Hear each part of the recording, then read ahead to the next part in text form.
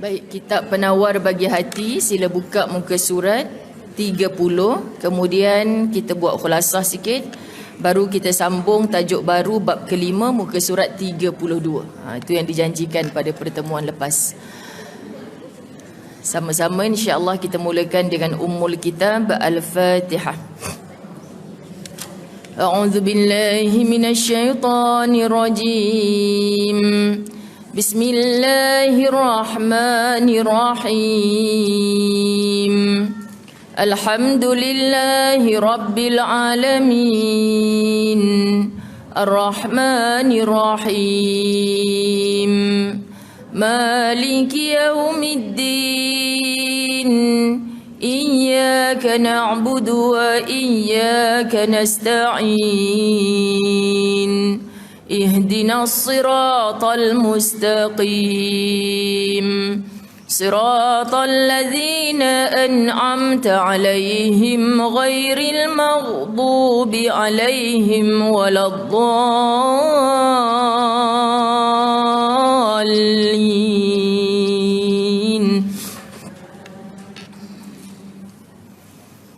بسم الله الرحمن الرحيم. Alhamdulillahi Rabbil Alamin. Wassalatu wassalamu ala ashrafil anbiya'i wal mursalin wa ala alihi wa ashabihi ajma'in. Rabbi shrah li sadri wa yassir li amri wa hlul uqdatan min lisani yafqahu qawli. Rabbi yassir wa la tu'assir ya karim. Rabbi zidni ilma warzuqni fahma. Assalamualaikum warahmatullahi wabarakatuh. Apa khabar semua? Alhamdulillah. Syukur yang setinggi-tingginya pada Allah Subhanahu wa taala. Izin limpah kurnianya kita merancang dengan cita-cita, Allah Subhanahu wa taala merancang dengan cintanya, maka setiap Isnin yang kedua dalam setiap bulan kita diizinkan bertemu selagi hayat dikandung badan. Baik bulan Mac dah kita tahun 2020. Pantasnya masa berlalu, masya-Allah. Muslimat dirahmati Allah, pelbagai yang kita lalui dalam Februari sehingga kini tidak berakhir lagi. Maka dalam keberkatan majlis ilmu, marilah kita munajatkan dalam hati-hati kita, insya-Allah. Pasti dalam ramai-ramai ini ada yang terus diangkat doanya ke langit Allah. Mohon dengan sangat Allah angkat, Allah tarik, Allah buang segala penyakit wabak yang menakutkan. Hatta kita dinasihatkan agar perhimpunan termasuk dalam majlis ilmu kalau boleh pun nak disekat sama. Bukan disekat kerana kita tak bagi untuk mendengar perkara yang baik, tetapi Allah Subhanahu wa taala pun suruh untuk kita mendengar apa kata ahlinya. Ahlinya para doktor, orang-orang yang hebat dalam ilmu-ilmu sains ni kata elakkan pertemuan yang beramai-ramai. Tapi bila kita mahu, muslimat dirahmati Allah, maka perbaikilah hati kita. Bismillahilladzi la yadurru ma'asmihi syai'un fil ardi wala fis sama' wa huwas samiul alim. Kita sudah memulakan dengan bismillah, nama Allah. Tidak ada mudarat yang turun dari langit, yang keluar dari bumi bila mana kita menyebutkan nama Allah. Jadi yakin yang sesungguhnya. Muslimat dirahmati Allah, kami para asatizah juga dinasihati. Tidak ada peluk cium sebagainya, tidak ada salam-salaman. Tetapi muslimat dirahmati Allah, macam semalam baru berakhir 3 hari 2 malam program di Pulau Pangkor.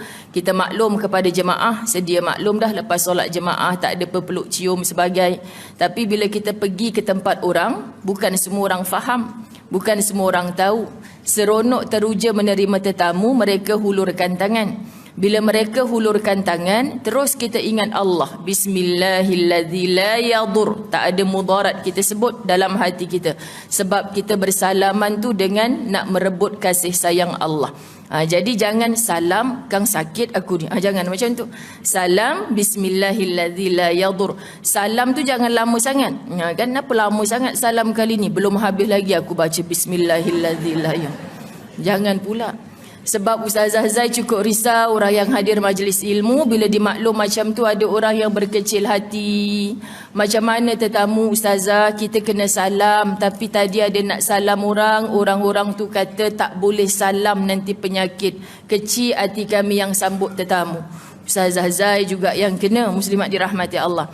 Jadi kita nak sebutkan macam mana kadang-kadang muslimat dirahmati Allah, kita dalam satu kelompok dah faham dah, dalam satu kelompok lain tak faham. Tapi bila keadaan macam tu, bila kita fikir dengan nada bunyi suara yang macam tu boleh sampai merenggangkan silaturahim, ada orang berkecil hati, minta bantuan dengan Allah. Okay, jadi mudah dalam hidup ni sebab kita ada iman. Allah campak nur dalam hati kita. Ini milik Allah semata-mata. Yang nak beri faham pun Allah, bukan asatizah yang mengajar. Nak beri faham mutlak milik Allah. Bila kita faham, muslimat dirahmati Allah, kita tidak ada takutnya kecuali kepada Allah Subhanahu Wa Taala. Dan jangan nafikan kalau ada tips-tips kesihatan, pesanan-pesanan daripada orang-orang yang ahli, bidang-bidang perubatan kesihatan sebagainya, jangan kita nafikan terus. Sebab apa kita tak boleh nafikan? Mereka ni macam kita lawan cakap orang tua-tua lah. Betul ke Ustazah? Tak boleh duduk depan pintu, nanti tak dapat jodoh. Saya nak tanya ibu-ibu, dapat jodoh belaka kan? Yang kecil-kecil dulu duduk tepi tangga ni. Dapat. Syaratnya muslimat dirahmati Allah, jangan lawan orang tua ni, jangan lawan cakap dia. Sebab apa? Kadang-kadang nampak macam tak logik. Tapi selagi mana tak langgar perintah Allah, tak ada dalam Quran kata duduklah di tepi tangga, tak ada muslimat. Jadi kita kata selagi mana benda ni tidak melawan perintah Allah dan Rasul, apa je yang mak ayah kita suka, kita ikut, kita buat. Sama orang bercakap hal kesihatan itu ahlinya, jangan kita nafikan. Kalau jadi sungguh orang tinggal nak padan mukakan sahaja. Tapi kita bergantung Allahus Samad, Allah jua tempat memohon segala hajat. Allah jua yang tahu tadi kenapa orang hulur tangan, kita terpaksa sambut. Jangan jadi terpaksa sungguh, tapi ikhlaskan hati. Mudah-mudahan insya-Allah jagalah kebersihan. Islam dijaga oleh Allah dengan wuduk yang 5 kali. Kita tambahkan lagi, jangan jadi 5 kali. Sekarang kalau dalam keadaan berwuduk, indahnya yang masuk tadi boleh bertahiyatul masjid, yang masuk ni boleh niat i'tikaf kepada Allah Subhanahu Wa Taala. Keluar nanti kita batal wuduk sebelum kita memulakan apa saja perjalanan. Ini mungkin juga cara Allah nak beritahu pada kita. Ada dulu sahabat-sahabat Nabi yang dijemput masuk terus ke dalam syurga hanya kerana tidak ada saat yang dia tidak berwuduk. Suci diri dia. Jadi Islam ni tak payah sibuk dengan basuh tangan selalu. Lama dah diajar. Wuduk 5 kali sehari. Jadi dalam keadaan macam ni, alang-alang kita basuh tangan, berwuduklah. Maknanya lagi tambahkan lagi. Ustazah Zai hanya mencari hikmah di sebalik sesuatu. Maka nampaklah kekurangan diri, tak nampak kekurangan orang lain. Apa yang Ustazah Zai sebutkan sebenarnya kurang berwuduk kita ni dalam setiap hari. Ahlinya suruh kita berbasuh tangan sentiasa. Jadi yang kita kata bukan nak katakan tak betul apa dia cakap tu. Sebenarnya kita tak betul. Sebab sepatutnya memang kita ni kena sentiasa dalam wuduk. Allah dah ajar supaya mudah-mudahan kalau kita mati dalam saat apa, situasi apa pun, kita mati dalam keadaan berwuduk. Amin ya rabbal alamin.